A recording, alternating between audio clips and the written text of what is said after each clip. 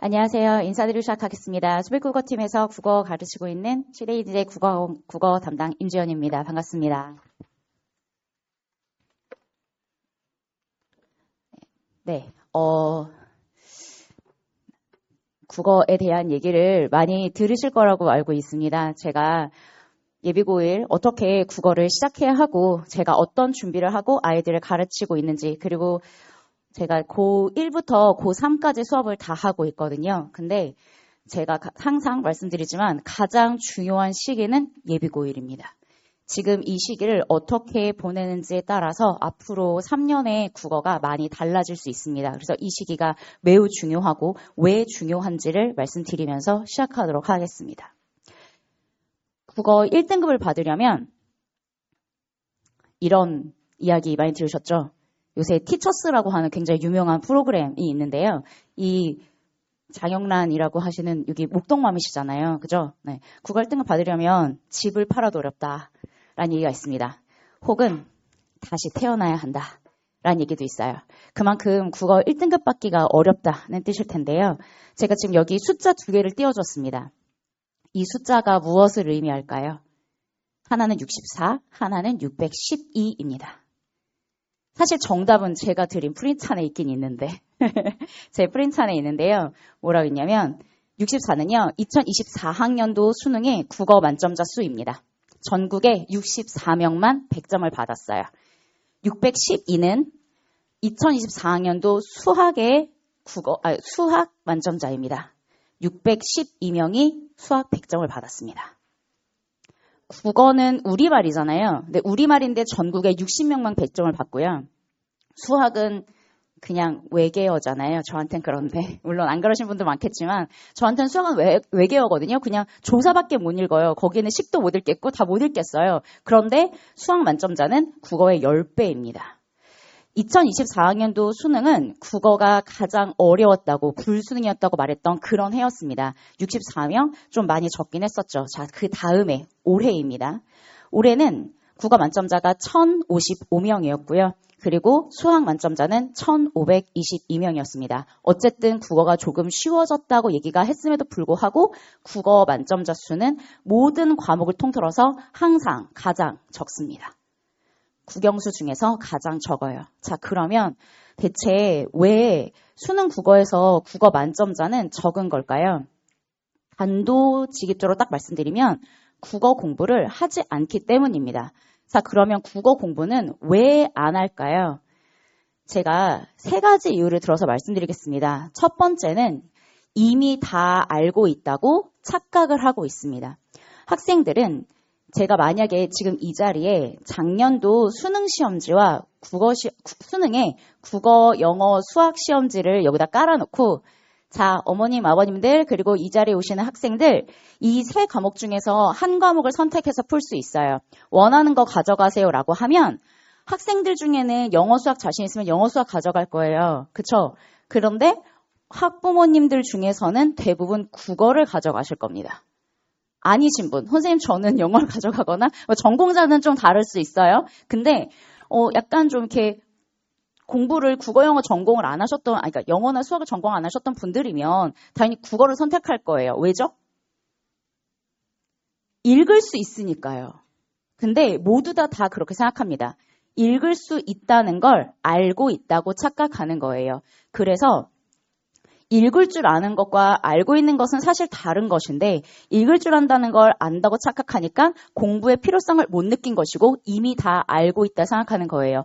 지문을 읽고 내가 이걸 왜 공부해야 하지? 라고 생각하는 겁니다. 제가 예문을 하나 드리려고 문제를 하나 가지고 왔는데요. 이게 실제로 모의고사에 나왔었던 지문인데 제가 지문 다 실을 수 없어서 지문은 일부만 실어두었고 사실은 여기 있는 문제에서 제가 딱 한마디를 좀 여쭤보고 싶습니다. 3번 선지를 보시면 의식의 흐름 기법을 통해 인물의 무의식적 욕망을 드러낸다라고 하는 말이 나와 있습니다. 의식의 흐름 기법을 통해 인물의 무의식적 욕망을 드러낸다. 의식의 흐름 기법이 무엇일까요? 생각해보면 의식, 머릿속에 떠오르는 거, 흐름, 흘러가는 대로 그냥 이렇게 설명하는 건가? 라고 저희가 유추할 수 있습니다. 맞습니다. 의식의 흐름 기법은 머릿속에 떠오르는 생각을 두서없이 나열하는 것이 의식의 흐름 기법이에요. 그런데 그것을 이 지문에서 찾아야 합니다. 근데 찾을 때는 의식이 두서없이 나오는지 그렇지 않은지 정확하게 판단이 될까요? 안 될까요? 잘 되지 않아요. 그래서 의식의 흐름 기법이라고 하는 것을 가르칠 때 보통 저는 학생들에게 이렇게 가르칩니다. 어떻게 가르치느냐? 의식의 흐름 기법대로 만약에 어떤 소설이 쓰여져 있다면 그것은 인과성과 논리성이 없이 그냥 마구잡이로 무엇인가가 나열된다는 뜻이야. 인과성과 논리성이 없는데 독자들이 읽었을 때 무슨 말인지 알아들을 수 있을까? 알아들을 수 없겠지. 그렇기 때문에 잘 쓰이지 않아. 자, 정답일까요? 아닐까요? 적절한 걸 고르는 거예요. 정답일까요? 아닐까요? 아니에요. 이렇게 배워간 애들은 보자마자 뭐야, 의식의 흐름 기법은 임중에 잘 안 나온다고 했어. 이건 아주 흔하디 흔한 건 아니야. 그리고 적절한 걸 고르려잖아. 일단 제끼고 시작할게. 라고 한다는 거예요. 이게 아는 겁니다. 우리가 의식의 흐름 기법이라고 하는 말을 보면 대충 유추할 수 있어요. 그런데 이것이 문학에 쓰였을 때 어떻게 내가 접근해야 하는지는 배워야 하는 겁니다. 소설에서만 이럴까요? 시도 있어요. 시에서는 제가 3번 선지, 똑같은 3번이네요. 3번 선지에 반어적 표현을 통해 시적 긴장감을 조성하고 있다 라고 하는 선지를 한번 보도록 하겠습니다. 학생들은 반어적 표현과 역설적 표현을 학교에서 정말 많이 배웁니다. 중학교 때 국어 공부를 시작하게 되면 반어와 역설, 공감각적 심상을 굉장히 많이 배워요. 왜냐하면 초등학교 때는 배워보지 않은 개념들이기 때문에 이 개념부터 시작을 합니다. 그래서 학생들은 시에는 무조건 반어가 있는 줄 알고 시에는 무조건 역설이 있는 줄 알고 시에는 공감각이 흔하게 쓰인 줄 알아요. 근데 그게 중요한 게 아니고요. 저는 지금 이 뒤에 나오는 시적 긴장감을 보려고 합니다. 시적 긴장감이 무엇일까요? 라고 아이들한테 물어보면 애들은 생각합니다. 시적 긴장감? 들어본 적이 없는 단어의 조합이다. 시에서 긴장감이 느껴진다는 건가 보다. 그러면 긴장이 뭐지? 긴장한다는 건 떨리는 거야. 어떨 때 떨리지? 근데 이런 걸 생각하는 거예요. 어떨 때 떨리지? 예를 들면 내가 깜깜한 밤에 길을 가고 있어. 근데 저기 멀리에 뭔가 실루엣이 하나 보여. 그런데 나는 저 길을 가야만 해. 내가 골목을 도는 순간 갑자기 욱! 하고 누가 나타나. 이런 게 긴장감이겠지? 이런 생각을 하는 거예요. 그래서 그런 느낌을 시에서 찾습니다. 어떻게 찾아요? 어떻게 찾죠? 그러니까 뭔가 놀라워야 한다는 거나 아니면 내가 뭔가 의외의 상황이 벌어진다거나 이런 걸 찾아야 된다는데 그게 아니에요. 그게 아니라 시적 긴장감은 모든 시에 다 있는 거예요. 그냥 기본적으로 내재되어 깔려 있는 겁니다. 시적 긴장감은 무엇이냐 하면 정확하게는 문학적으로 이런 의미입니다. 시를 읽으면서 독자의 집중력을 이끌어내는 것이 시적 긴장감이에요. 독자가 집중하게 만드는 힘이 시적 긴장감입니다. 굉장히 추상적이죠. 그런데 시에는 함축적인 표현과 비유적인 표현 같은 것이 굉장히 많이 있습니다. 독자는 시를 집중하여 읽지 않으면 시의 의미를 확인할 수가 없습니다. 따라서 모든 시에는 시적 긴장감이 존재합니다. 그렇기 때문에 3번 선지를 배운 친구들은 이렇게 풀죠. 반어적 표현을 통해 시적 긴장감을 조성하고 있다. 시적 긴장감은 무조건 있는 거니까 이건 됐고 반어만 찾으면 돼. 그런데 여기가 고전 시가의 반어는 그렇게 흔치 않아. 자, 그러면 적절한 거지? 얘는 적절하지 않아. 이렇게 시작해야 됩니다. 이게 아는 겁니다. 읽을 줄 아는 게 아닌 게 아니라요. 이 개념을 내가 문학에 어떻게 적용해야 하지? 이 개념은 문학에서 어떻게 쓰이지? 이 용어가 문학에 쓰일 때는 어떤 의미로 쓰이는지를 알아야 되는데 우리는 자꾸 여기에 쓰이는 말들이 일상생활 속에서도 쓰이는 말들이니까 일상어로 접근하는 거예요. 그런데 문학은 학문이고요. 학문은 학문의 개념 용어가 있습니다. 학문의 개념 용어를 알지 못하는데 문학을 잘할 수 있다, 국어를 잘할 수 있다, 말이 되지 않습니다. 그래서 공부를 해야 한다고 얘기하는 겁니다. 공부를 정말 제대로 해주셔야 돼요. 중학교 수준이 아니라 수능에서 뭐라고 언급하고 있는지 고등학교 수준의 언어로 공부가 필요한 것이 바로 국어입니다. 그래서 국어가 어렵다 하는 거예요. 계속 중학교 수준으로만 공부하려고 하거든요. 두 번째 이유입니다. 우선순위에서 국어는 밀립니다. 여기 국어, 영어, 수학 시간표가 있어요. 만약에 국어, 영어, 수학 중에서 한 과목이 겹친다고 생각을 해봅시다. 자, 국어, 영어, 수학 중에서 무엇을 선택하실 건가요? 물어보면 일단 영수 세팅하고 그 다음 국어. 애가 공부하다가 영수가 힘들대. 그럼 국어 빼. 국어는 나중에 해도 되니까. 그런데 아이들도 그래요. 제가 저희 반 애들이 지금 제가 목동고 수업을 하고 있거든요. 목동고 1학년부터 3학년까지 수업을 하고 있는데 지금 저쪽 강의실에서 저희 반 애들 테스트를 보고 있습니다. 클리닉을 불렀어요. 제가 나오는데 아이들은 놀게 하는 게 좀 그렇잖아요. 그래서 나도 일하는데 너희들도 같이 공부해야 한다. 너희들도 나와라. 그래가지고 애들이 지금 옆방에서 테스트를 아침 9시부터 보고 저는 그러니까 9시에 여기 왔죠. 네, 성실하죠. 그죠? 네, 좀 그렇습니다. 그래서 테스트를 보고 있는데 아이들한테 숙제를 많이 안 하는 애들이 있어요.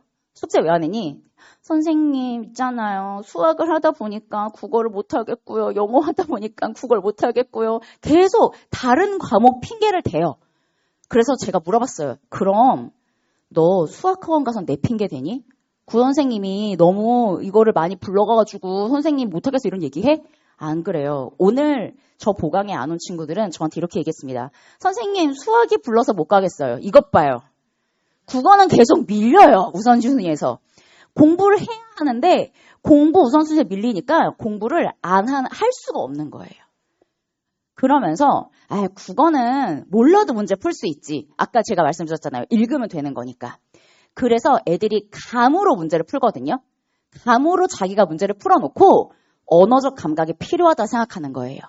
제가 조금 전에 시적 긴장감과 의식의 흐름 기법을 설명할 때 감각적으로 풀라고 말씀드렸나요? 아니에요. 저는 이론으로 풀라고 얘기를 해요. 정확한 개념으로 그걸 제끼라고 얘기를 하지. 야, 읽어봐. 읽으면 딱 느낌이 오지 않아? 긴장감 느껴지잖아.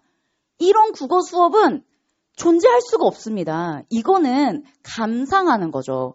근데 우리는 문제를 풀어야 되는데 문제는 감상하는 게 아니에요. 그렇기 때문에 객관적으로 읽는 방법이 필요하고 언어적 감각으로 다시 태어나야 집을 팔아야 국어 1등을 받는 게 아니라 공부해야 받습니다. 공부를 안 하니까 돈이 많이 든다고 생각하는 거예요. 공부를 안 하니까 그렇게 생각하시는 겁니다. 세 번째, 공부를 해도 성적이 오르지 않는다고 생각합니다. 공부를 안 하니까요. 안 해놓고 했다고 생각하는 거죠. 안 해놓고 왜 했다고 생각을 하느냐 하면 잘못된 방법으로 하고 있는 거거든요. 제가 국어 공부 방법 중에 가장 잘못된 방법이라고 생각하는 것이 문제 푸는 겁니다. 좀 놀라우시죠? 우리 애이 매산비 풀고 있는데 우리 집에 예비 매산문도 있고 예비 매산비도 있고 내가 고등학교 올라가면 국어 열심히 해야 된다고 막 문제들 막 사줬는데 이런 거 있으실 거잖아요. 근데 저는 이렇게 생각해요. 구구단을 모르는 아이한테 곱셈 문제집을 던져주고 야 풀어 하면 아이가 풀 수 있을까요? 찍을 수 있겠죠. 그쵸? 지금 아이들이 국어 문제를 푼다고 했을 때 정말 제대로 된 방법으로 접근하여 풀고 있는지 점검해 봐야 합니다. 저는 국어를 모르는 상태에서 그냥 문제 푸는 거 굉장히 나쁜 버릇이라 생각하고요. 그러면서 자기가 국어를 못하고 있다고 생각하는 거, 그러면서 국어는 언어적 감각이 있어야지 한다고 생각하는 거, 이거 되게 잘못된 방법이라 생각합니다. 차라리 안 하는 게 낫습니다. 이렇게 할 거면요.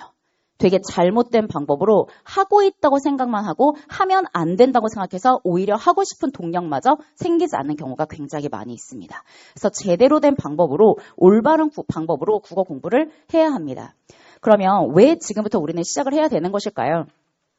이 고등부 일정인데요. 제가 아까도 잠깐 말씀드렸었지만 저희 학생들은 지금 내신 대비를 하고 있는 중입니다. 보통 3월에 학기를 시작하게 되면 한 6주 정도 내신 대비를 하게 되고요. 그리고 시험을 보고 그 다음에 또 한 6주 정도 내신 대비를 하게 되고요. 그리고 나서 또 시험을 보고 그리고 나면 여름방학과 겨울방학을 맞이하게 됩니다. 매번 같은 패턴으로 내신 준비하고 시험 보고 내신 준비하고 시험 보고 여름방학과 겨울방학 잠깐에만 수능 공부를 할 수가 있어요. 그래서 고등부 겨울 정규 수업, 그러니까 정규 수업이라고 하는 게 이제 수능 중심의 수업이 이루어지는 걸 말하는 건데요. 그게 겨울방학에 8주고 여름방학에 6주밖에 되지 않습니다. 그래서 이 8주와 6주라고 하는 시간이 굉장히 짧은 시간이에요. 이 짧은 시간 동안만 수능을 준비하는 건데, 근데 예비고1은 무려 8개월, 그러니까 제가 7월부터 시작해서 2월까지 하잖아요. 좀 길죠. 애들이 얼마나 저를 보기가 지겹겠어요. 좀 그렇긴 한데 30주간 수능 공부를 꾸준하게 진행을 합니다. 그러면 띄엄띄엄 하는 것과 꾸준하게 하는 것의 힘은 당연히 차이가 있겠죠. 그래서 이렇게 꾸준하게 하고 학교 입학해서 내신 준비하다가 여름방학 때 또 수능 준비하고 또 2학기 때 내신 준비하다가 겨울방학 때 또 수능 준비하고 이렇게 해서 계속해서 쌓아가야 하는 겁니다. 제가 책을 요새 읽고 있는데요. 그 책에 이런 말이 나오더라고요. 같은 개념을 간격을 두고 6번 반복 노출할 때 학습 효과가 가장 크다고 합니다. 그러니까 수능을 제대로 보고 싶고 국어 공부가 제대로 되려면 똑같은 개념 시적 긴장감 6번 반복해야 하고요. 의식 이름 기법 6번 반복해야 하고요. 같은 개념을 6번씩 반복을 해야 한다는 겁니다. 근데 이거는 제가 한 말이 아니고요. 어떤 뇌과학자가 밝힌 성공의 비밀을 관련된 그런 책이 있어요. 그래서 저도 이제 관심 있어서 이제 뇌과학자는 대체 성공하려면 어떻게 한다고 하는지를 보려고 봤는데 거기에 나오는 말이었었습니다. 그래서 우리 아이들이 지금 공부해야 하는 건 이렇게 효율적으로 반복해서 공부할 수 있는 시기가 지금 이렇게 긴 시기가 적절하기 때문이라고 저는 생각을 합니다. 자, 그래서 제가 어떤 커리큘럼을 준비하고 있는지를 말씀드리면 일단 여름 기간에는 문학 중심으로 좀 가게 될 겁니다. 근데 문학 중심으로 가는 이유가 제가 사실은 작년과는 조금 다른 커리큘럼으로 조금 변경을 한 부분이 있는데요. 문학 중심으로 가게 된 이유는 무엇이냐면 고등학교 딱 들어오게 되면 제일 먼저 문학 공부를 가장 많이 합니다. 문학 작품 공부를 많이 하는데요. 학생들이 문학 작품을 너무 몰라요. 그러니까 저도 좀 깜짝 놀란 게 얘들아 있잖아 김유정 작가의 봄봄이라는 작품은 알지? 라고 했더니 애들이 그래서 쳐다보는 거야. 그러면 혹시 동백꽃을 읽어봤니? 소나기는 어머님들 아버님들 제가 지금 말한 것 중에 모르는 거 있으세요? 네, 그러니까 저보다 약간 비슷하실 거라 생각하고 그쵸? 네. 중학교, 고등학교 때 문학, 국어 교과서에 다 있었던 것들이에요. 지금 얘기한 것 다 대표 작품인데요. 애들은 몰라요. 그냥 전 너무 놀라운 거예요. 아니, 어떻게 이렇지? 물어보면 선생님 그거 중학교 교과서에 없었어요. 얘들아, 중학교 교과서에 읽는 게 아니라 우리 그 집에 가보면 이렇게 엄마가 이렇게 전집 있잖아, 전집. 현대 문학 전집. 고등학생이 꼭 읽어야 할 현대 소설 몇 선 있어, 없어? 있어요. 읽어 안 읽어? 왜 사주셨죠? 있죠? 집에 있잖아요. 현대문학 전집 있어요. 이렇게 막 집에 전시되어 있단 말이에요. 근데 그걸 안 빼봅니다. 그래서 애들이 이렇게나 모르더라고요. 너무 답답한 거예요. 수업하는데 말 한마디를 예시를 들 수가 없어요. 그래서 안 되겠다. 여름방학 때 문학하자. 문학하는데 이 문학작품 어디 있는 거 하냐면 고등학교 9종 교과서가 있거든요. 공통국어 교과서가 9종이에요. 거기에 있는 문학점 중에서 의미 있는 작품들, 꼭 필요한 작품들 다 뽑아다가 여기서 수업합니다. 이렇게 이게 첫 번째 시즌이고요. 두 번째 시즌 되면 문법하고 문학 공부를 하게 됩니다. 문법이 학생들이 중1부터 중3까지 문법을 되게 단편적으로 공부해요. 그런데 이게 종합되어야지 고등학교 에서 써먹을 수가 있는데 그 단편적인 것들을 좀 묶어주는 단편적으로 배웠던 거, 그러니까 품사 따로 배우고 문장 성분 따로 배우는데 고등학교 올라오면 품사 문장 성분 묶어서 물어보거든요. 형투도 따로 배우고 높임표현 따로 배우는데 고등학교 올라오면 형태에서 높임표현을 묶어서 물어봐요. 그러니까 이런 문법 개념들을 묶어줄 수 있는 것을 가을에 하면서 고전 시가를 조금 많이 읽을 겁니다. 고전 시가 읽는 거 되게 많이 어렵거든요. 그리고 그러니까 11월, 12월이 되면 그때부터 독서 시작합니다. 독서가 비문학인 거 아시죠? 이때쯤 되면 애들이 이제 글을 읽을 수 있는 약간 좀 글발 힘 이런 게 생기기 때문에 이때 독서를 집중적으로 수업하고 그리고 문학은 고전 소설을 하고 마지막 입학하기 전 겨울방학 시즌에는 문학과 문법 개념을 다시 한번 개념 위주로 다시 한번 복습을 하는 방식으로 시즌별 30주 수업 계획이 짜 있고요. 그리고 이 내용은 시즌 1, 그러니까 제가 바로 7월에 들어가서 시작할 부분이 고등학교 문학이 어떻게 다른지 그리고 우리가 문학을 어떻게 읽어야 하는지 고전 문학과 극수필까지 해서 문학에 대한 중심적인 이야기들을 시즌 1에서 다룰 생각입니다. 지금 보이는 게 고등국어 9종 교과서이고요. 이 9종 교과서에 있는 문학 작품들 전반적으로 다 다루도록 하겠습니다. 국어 교과서가 공통국어 1과 2로 나눠져 있어서 학교에서 보통 1학기 때는 1을 하고 2학기 때는 2를 하는데요. 이번 이제 입학하는 친구들은 좀 달라질 수 있다고 생각하는 게 지금 올해 이제 고1 친구들은 교과서가 순차적으로 나오거든요. 그러니까 지금 1밖에 할 수가 없어요. 근데 이제 이미 올해 1, 2가 다 나왔잖아요. 그럼 내년에는 이제 1, 2 동시 나가는 학교들도 분명히 있을 겁니다. 그래서 공통국어는 1, 2 이렇게 1학기, 2학기 과정으로 나와 있는 내용들 반영해서 할 거고 이게 지금 고등국어 1의 어떤 교과서의 차례인데요. 한 학기당 5개의 단원을 배웁니다. 그런데 이 중에서 제가 지금 어머님들 가지고 계신 것에는 색깔 표시가 좀 안 돼 있긴 한데 빨강색이 문학이에요. 문학, 빨강색으로 표시된, 그러니까 여기하고 여기죠. 그러니까 여기는 작품명이라서 여기가 문학이고요. 그 다음에 노란색이 문법이고, 그 다음에 파란색 부분이 독서, 그리고 초록색 부분이 화법과 작문에 해당하는 이런 부분인데요. 문학의 비중이 좀 큰 편이죠. 그래서 문학이 좀 시험에 많이 나오고, 그리고 문법은 비중이 되게 작은 것 같이 느껴지지만 문법은 학교에서 되게 중요하게 매 시험마다 포함을 하시는 부분들입니다. 그리고 화법이나 독서, 여기가 독서고요. 독서, 그리고 여기가 화법과 작문에 해당하는 부분인데 화법과 작문은 학교에서 그렇게 크게 다루진 않습니다. 그래서 제가 수업을 할 때도 화작은 전체적으로 커리큘럼에 있지 않은 것이 그것 때문인 것도 있고 독서 같은 경우는 수능 준비를 하기 위해서 필요하기 때문에 좀 시즌 뒷부분에 배치를 해두었습니다. 자, 그럼 어떻게 저희가 수업 진행하는지도 말씀드리도록 하겠습니다. 제가 아까 솔비국어팀에 속해 있다라고 말씀드렸는데요. 저희 솔비국어팀 선생님들이십니다. 네, 저를 찾지는 말아주세요. 왜냐면 사람이 너무 달라가지고 깜짝 놀랐어요, 저도. 네, 저는 찾지 마시고요. 네, 아무튼, 네, 이 여러분의 선생님들이 다들 이제 그 국어를 수업을 하시는 선생님들이시고, 우리 모두 다 같이 함께 교재 개발을 합니다. 그러니까 저희 팀에서 다 교재 개발을 하는데요. 저희 그래서 막 이런 미래인이거든요. 여기서 연락 와가지고 책 만들자고 막 이러고 저희가 앵기출 같은 책도 내고요. 그래서 좀 출판 교재도 많이 내고 선생님들끼리 머리 맞대고 교재 고민 정말 많이 하는 그런 팀이라서 저희가 저희 교재 굉장히 자신 있게 아이들에게 공부할 수 있게 만들고 있습니다. 그래서 이것이 고등국어다라고 하는 이 책으로 시즌 1, 2, 3, 4 정규 교재에 가게 될 것이고요. 뭐 정규 교재는 그때그때 내용이 조금씩 달라지니까 뭐 내용적인 측면은 나중에 이렇게 보시면 되고 그 다음에 주간 솔빗이라고 하는 것이 저희 과제 교재인데요. 말이 주간 솔빗이니까 당연히 한 주에 한 권씩 아이들이 배부를 받게 되고 약 70페이지 정도가 되는데 그 안에는 매일혁명이라고 해서 매일매일 국어를 공부할 수 있도록 스케줄링 짜놓은 부분 그래서 학원에서 배운 내용 복습하는 거 그다음에 독서 문제 푸는 거 화작 문제 푸는 이런 수능적인 부분들도 들어가 있고 그리고 일주일에 소설 한 편씩 읽힙니다. 왜냐하면 못 읽으니까 잘 못 읽으니까요. 읽히기도 읽혀야 되고 잘 못 읽어서 이런 것도 읽히고 그리고 솔비 모의고사 실어두어서 아이들이 실전 연습도 할 수 있도록 이렇게 교재 구성을 하고 있고 이렇게 해놓고 나서 아무것도 안 하면 안 되기 때문에 걷어서 당연히 검사도 하고 학생들이 질문하면 피드백도 달아주고 그리고 오답 노트 정리하는 칸도 다 마련되어 있어서 오답 노트도 정리할 수 있도록 유도를 하고 있습니다. 그리고 외워라고 하는 교재가 있는데요. 아이들 눈높이에 맞춰서 저희가 교재를 좀 예쁘게 이번에 표지를 리뉴얼해서 근데 이 외워 교재가 표지는 예쁜데 안에가 안 예뻐요. 네, 안에 내용이 한자성어랑 그리고 고전시가가 담겨 있습니다.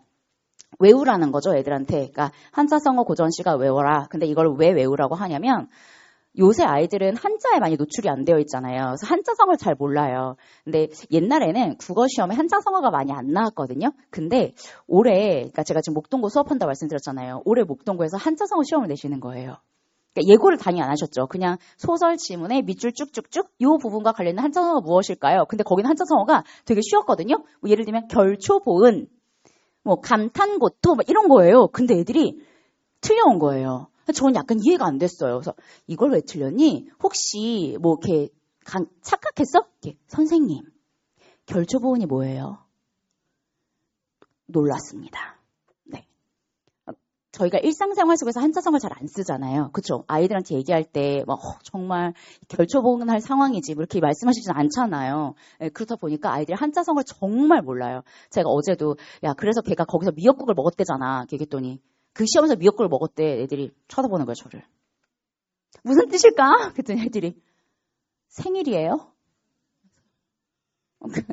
이게 진짜 아니요. 이게 제가 웃기려 근데 그게 한두 명이 그러는 게 아니에요. 전체적으로 애들이 근데 그 중에 한두 명이 알아요. 아, 바보야. 시험에서 떨어졌다는 거잖아. 낙방했다는 거잖아. 낙방이라는 단어를 애가 썼다니까 깜짝 놀랐어요.